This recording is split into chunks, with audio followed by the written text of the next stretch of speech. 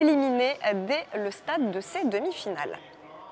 Du football avec la fin ce soir de la 17e journée de Ligue 1 et ce match entre Bordeaux et Saint-Etienne à Chabannes-Delmas. C'est un match à suivre dès 21h. Bordeaux qui reste sur 2 nuls et 1 défaite en championnat doit donc s'imposer ce soir. En cas de victoire, les Girondins pourraient revenir à la 4e place du championnat.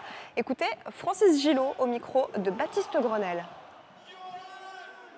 On a besoin de gagner parce que sur les 3 derniers matchs, on a envie de faire beaucoup de points parce qu'on en a laissé en route depuis 2-3 matchs. Voilà, et je pense que ça passe déjà par le match de Saint-Etienne qui sera costaud à jouer. Ouais. Il y en a d'autres qui ont raté les marches aussi. Aujourd'hui, il y a des équipes qui pouvaient être premières il y a 5 matchs et qui sont 11e, comme Toulouse. Donc ça va très vite, il y a très peu de points entre les équipes.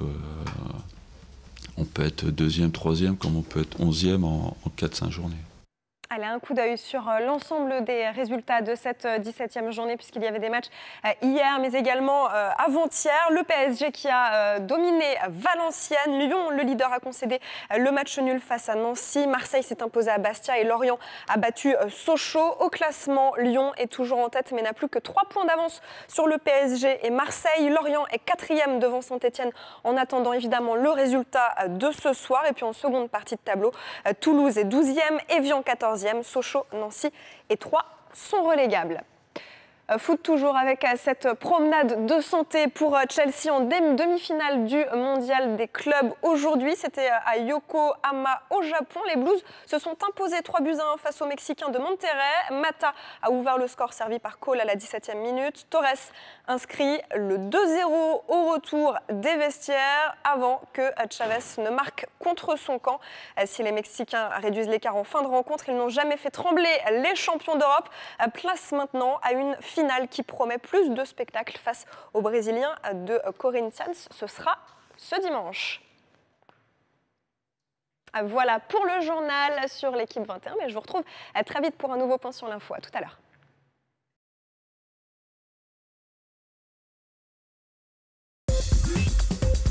Dans un instant, FFF, le débat.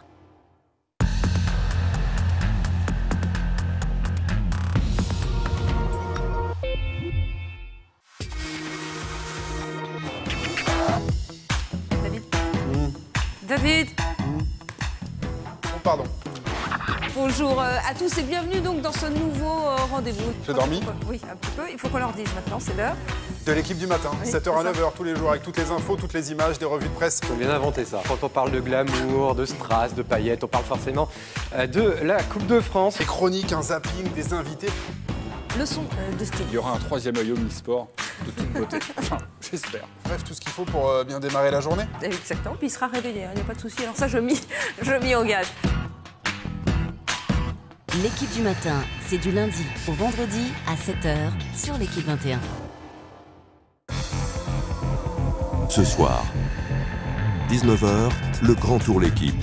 20h45, FFF, le débat. 22h30, l'équipe du soir.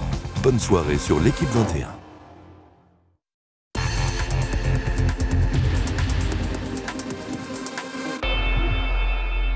Bonsoir à tous et bienvenue. Samedi, le football français se choisit un nouveau président 2 jours avant l'élection à la présidence. Eh bien, les 3 candidats ont accepté l'invitation de l'équipe 21. Donc, on n'a pas été en radin. On a accepté, évidemment, de les accueillir sur ce joli plateau.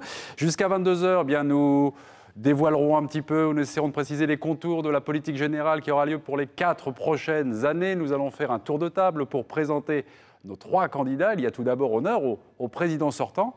C'est le président Noël Le Graët. Bonsoir Noël Le Graët. Bonsoir. Alors vous avez 70 ans, vous êtes dans le foot depuis 40 ans. Hein. Vous avez pris le contrôle de l'En-Avant-Guingamp en 1972, donc bon anniversaire. Vous occupez les postes clés à la Ligue, notamment dans les années 90, président de la fédération, président plutôt de la Ligue. Et puis à la fédération, vous occupez aussi des fonctions depuis déjà 2004. À votre droite, il y a Éric Thomas, l'un de vos concurrents, de vos challengers. Vous avez 45 ans. Bonsoir Éric. Bonsoir. Vous êtes président de l'Association française du football amateur. Et puis le football amateur, ce n'est pas un vain mot pour vous, hein, puisque vous êtes vice-président du club de Montlouis-sur-Loire, qui est situé près de Tours. C'est ça.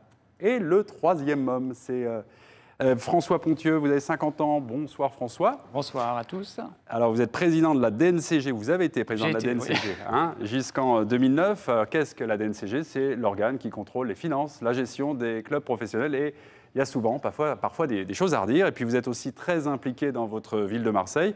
Vous êtes membre de la commission fédérale de l'arbitrage et de la commission de discipline de la Ligue Méditerranée. Bienvenue à vous. Face à vous, des amis que vous connaissez, évidemment, ou des détracteurs ou des enrichisseurs de débats. Il y a tout d'abord Christian Olivier, le chef des sports d'RTL. Bonsoir Christian. Bonsoir messieurs. Et puis deux amis de la famille de l'équipe 21, Vincent Duluc, la poutre centrale des débatteurs. Bonsoir mon cher Vincent. Bonsoir Olivier. Grand reporter à l'équipe. Et un autre grand reporter, Étienne Moati, spécialisé des questions médias. Nous allons ouvrir le débat avec peut-être le fonctionnement de la fédération, comment ça fonctionne, avec un cas concret, puisque le gagnant, samedi prochain, présidera ou gouvernera la politique française pendant les 4 prochaines années du football français. Un poste où le gagnant reçoit parfois des bons points, mais aussi des mauvais coups. On va faire un petit récapitulatif. C'était Nice Star et surtout les conséquences politiques de Nice Star et de l'après-Nice Star. Regardez, c'est un sujet de Charles Beauvais. Patrice Evra, Franck Ribéry ou encore Nicolas Anelka à Nice Star.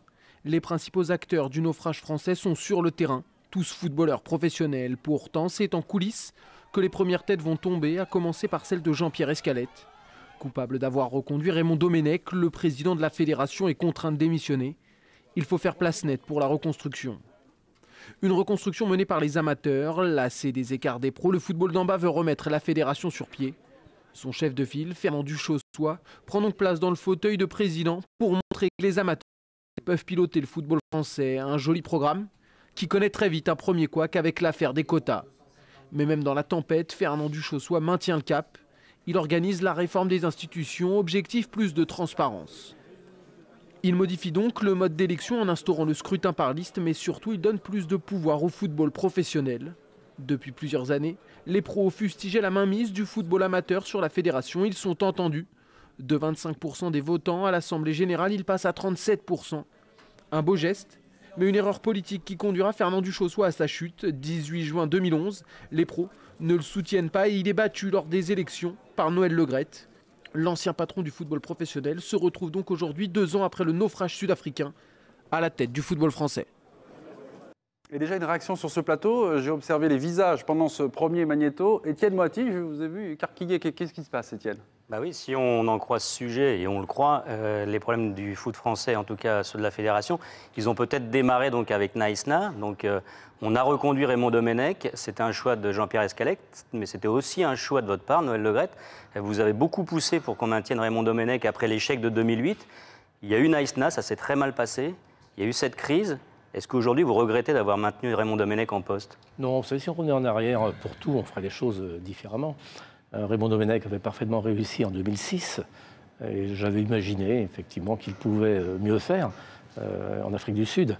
Ceci dit, quand on regarde l'histoire, on l'écrirait différemment, mais je n'aime pas revenir en arrière. C'était à refaire quand même, donc? En creux, si c'était à refaire, peut-être que vous ne... Écoutez, quand on regarde l'histoire, dans beaucoup de choses, on changerait beaucoup. Mais vous savez, il faut prendre toujours les sujets au moment où on doit décider. Raymond Domenech a été reconduit. Il a essayé à sa manière de bien faire. Ça n'a pas forcément bien fonctionné. 1 an après Nice Star, à peu près, bon, jour pour jour, ce sont les pros qui sont au pouvoir. Les pros que vous incarnez, hein, Noël Le Graët, vous venez de cette famille professionnelle, il n'y a rien de honteux. Mais Éric Thomas, vous qui portez les valeurs du football amateur, est-ce que c'est surprenant ou est-ce que c'est peut-être un peu choquant? Et pourquoi finalement? C'est surprenant parce qu'on confond souvent amateur et amateurisme, et professionnel et bon gestionnaire. Voilà, je crois que c'est un premier point. Un second point par rapport à Raymond Domenech, si j'avais été en responsabilité à cette époque, je ne l'aurais pas reconduit et j'aurais suivi la voie de Christian Teinturier, vice-président de l'époque, qui s'était opposé à sa reconduction. Et puis, si j'avais été président à l'époque, je n'aurais pas signé le chèque d'1 million d'euros que Noël a signé. Noël, peut-être? C'est une pierre dans votre jardin, en tout cas. Alors. Très bien, mais il a tout à fait le droit d'avoir ses opinions et de les défendre.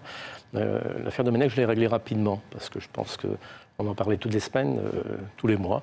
Donc je n'aime pas laisser traîner les dossiers. Je crois que ça a été bien réglé.